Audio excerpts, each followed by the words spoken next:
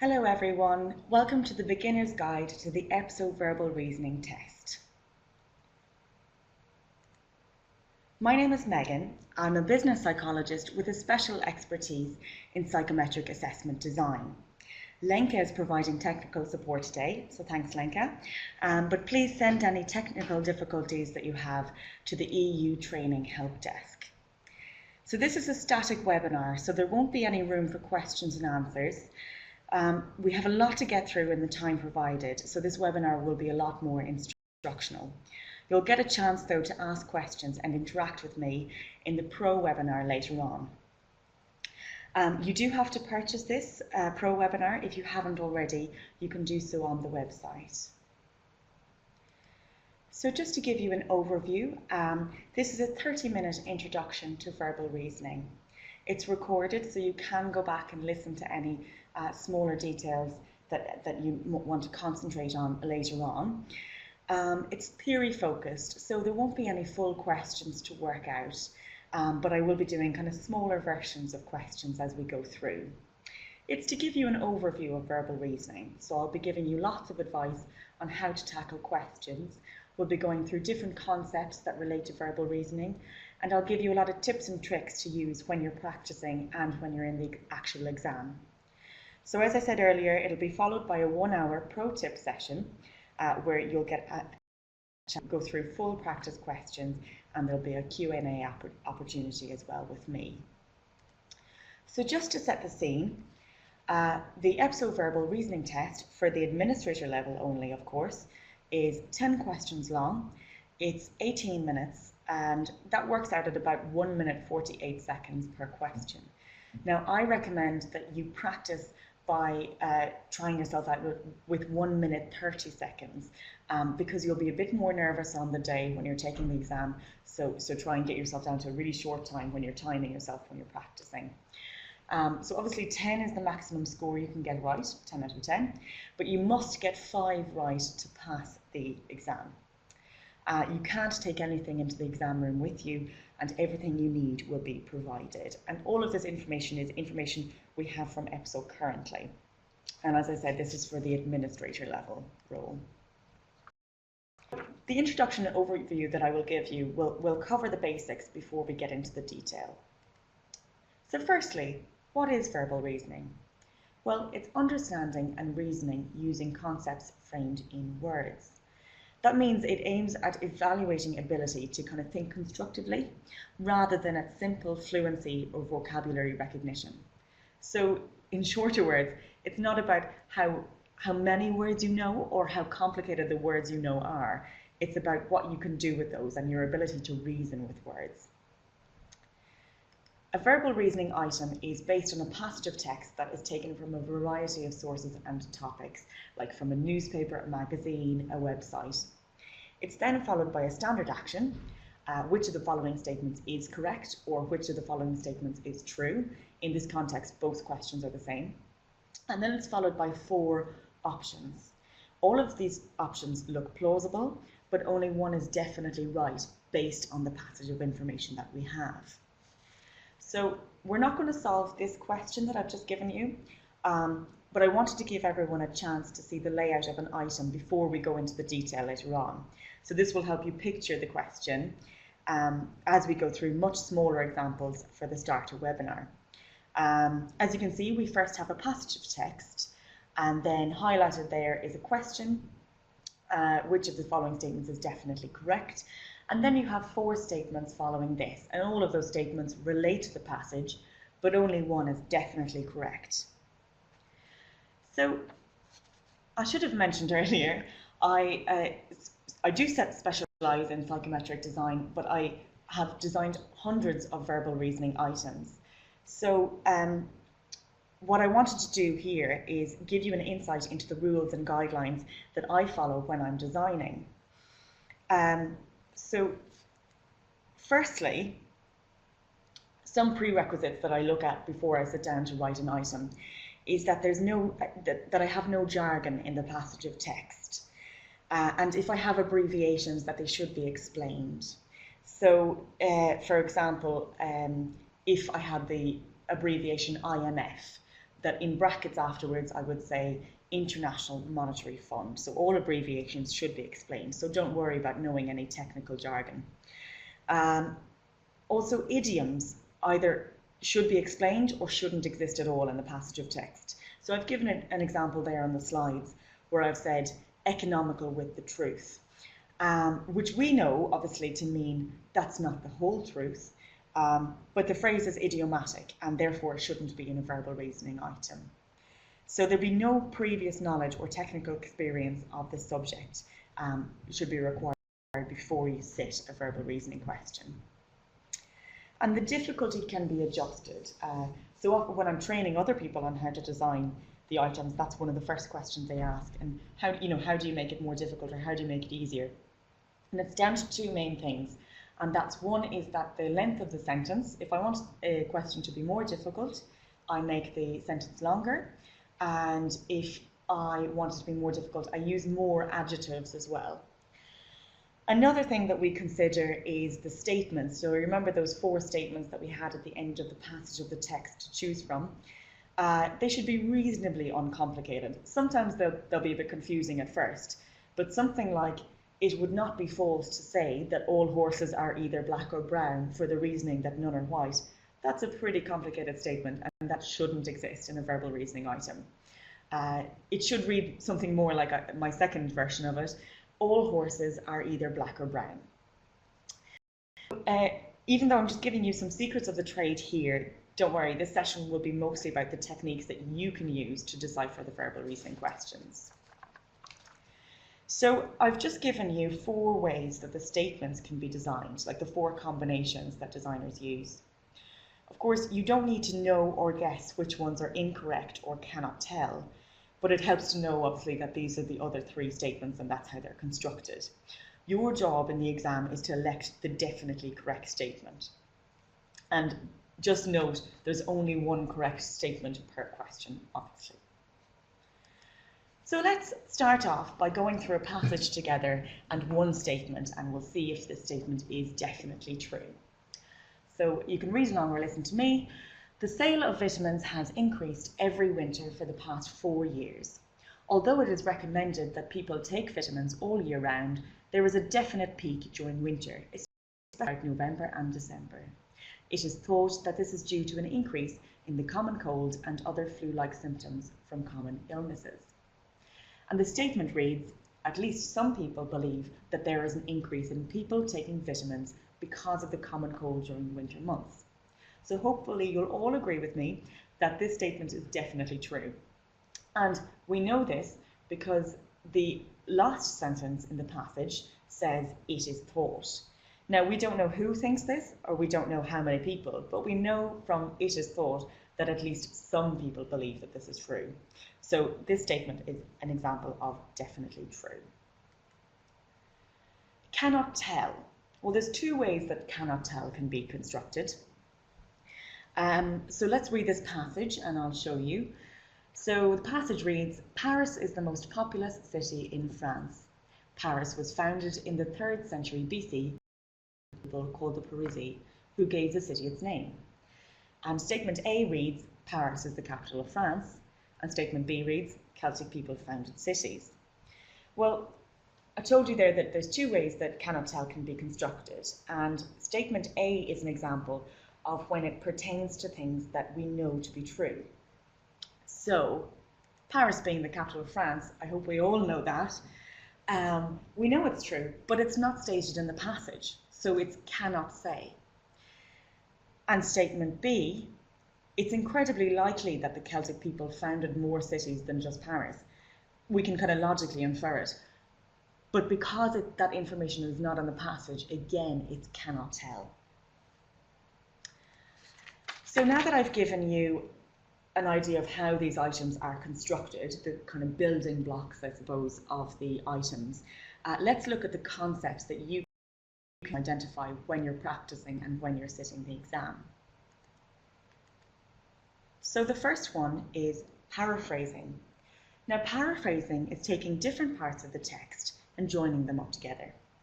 We'll look at the example of giraffes, one of my favourite examples of this webinar.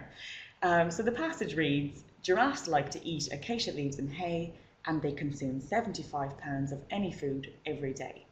So which of the statements is true? And have a think as we read through them. Statement A, a giraffe eats between 1 and 75 pounds of acacia leaves and hay every day. Or statement B, a giraffe can eat between 1 and 75 pounds of acacia leaves and hay in a day. Well, let's have a look at the first one. We can't say if that's true or false.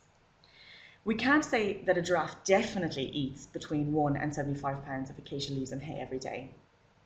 We know that they like to do this, and we know that they can eat that amount of food, but we can't say that they definitely do that every single day. The second statement is true. They like acacia leaves and hay, and it's possible that they can consume that amount of food. So it's possible that they could eat between 1 and 75 pounds of acacia leaves and hay. So I hope that makes sense. Insufficient information is another concept that we look at, and this usually relates to statements that one cannot tell if they're true or false because there's not enough information in the passage to support the statement. So let's look at this one. Hastings invests a considerable amount of their resources on innovation. About 5% of its annual revenue goes to research and development, versus the roughly 1.8% spent by its two closest competitors. And the statement relating to it is the R&D team have received ample amount of training in order to encourage innovation and creativity. Now, this statement we cannot say if it's true or false, because we know that the R&D team are getting a considerable amount of resources for innovation. We know that from the passage, but we don't know if either it's exactly training that is being spent on here, or even if it's enough training. So the statement is cannot tell. Complexity is where the statement may include information that comes from different parts of the passage. And this is a long one now, so bear with me, but the passage reads, while its competition has struggled to build a network of salesmen, Hastings equipment dealers are an open secret of its success. Dealers work closely with Hastings to customise a machine's weight, traction and accessories, as in Bluetooth speakers and mini fridges, and consult with their clients as new products become available. A good dealer, says Philip Fox, an analyst at Principles, is essentially serving as a trusted advisor, just as a salesman. That's what allows Hastings to dominate the market, he says. Now the statement reads, it could be said that those who are trusted advisors make a better network of salesmen than other salesmen who are not. Well, we know that the statement is true from the passage, because at the beginning of the passage we find out that Hastings' competition struggled to build a network of salesmen, and then at the end of the passage we find out that Philip Fox believes two things. One is that a good dealer should be a trusted advisor, not just a salesman, and secondly, that is why Hastings dominates the market. So as you can see, the statement draws information from multiple parts of the paragraph, and that's a good example of complexity. Extra information, and this is where the statement might add information that hasn't already been introduced, that makes it untrue or that makes it false or cannot say. So let's work through this passage together as well. The passage says, the investment has helped the company swiftly progress into growth markets such as Germany and Hungary. Coupled with a reputation for reliability, the emphasis on innovation has helped Hastings grow faster abroad than its competitors. Now look at statement A. The investment has definitely helped the company take up the market share of countries such as Germany and Hungary. Well, this statement is false, because we know the company has progressed in those growth markets, but not that they have taken up market share in either of the countries. And you see, it's the use of the word definitely in the statement, that's that extra information, that has led us astray and makes the statement false. And statement B, the investment has helped the company swiftly progress into growth markets across many countries in Europe. Well, Germany and Hungary may well be the only European countries that are growth markets. So implying, across many countries in Europe implies that there's much more than two countries. So we cannot say if statement B is true or false. In other words, new information that is introduced in a statement, it can be wrong or it can make it cannot tell, or also it can be irrelevant sometimes too, and we'll come across that later. So past facts and future possibilities. So I'm going to work through 3 statements here to explain this to you. And what I'm trying to indicate here is that one verb will determine whether something actually is happening or will happen, and therefore whether it is true or it will be true or it's likely to be true. So let's work through these together. So dealers will work closely with Hastings to customise a machine's weight, traction and accessories and consult with their clients as new products become available. Well, it's not definite that this will happen. Intent is there. It says that dealers will work closely. So we can be pretty sure that they will, if we trust them enough. But because it hasn't happened yet, we don't know for sure if it will come to pass. And the next one, dealers could work closely with Hastings to customise the machine's weight, traction and accessories and consult with their clients as new products become available. Now we're very unsure if it's going to happen because could, they may never actually do this. So again, we don't know if this will actually happen. The third one is the only one where we're sure of what is happening because it says dealers work closely with Hastings to customise the machine's weight, traction and accessories and consult with their clients as new products become available. So they do work closely, so it's definitely true. So the conclusion of that is if it's going to happen in the future, then it simply hasn't happened yet, and that's where we get between whether it's true or false.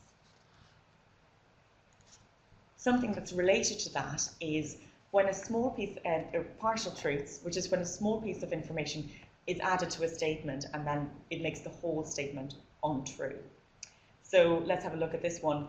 If the passage read, Hastings invest a considerable amount of their resources on innovation, and then a statement later on says, Hastings invest a considerable amount of their resources on innovation annually, well, the addition of the word annually there makes it cannot say, because we don't know how often they invest on innovation. It could be once every 10 years, or it could be every day, and who are we to know?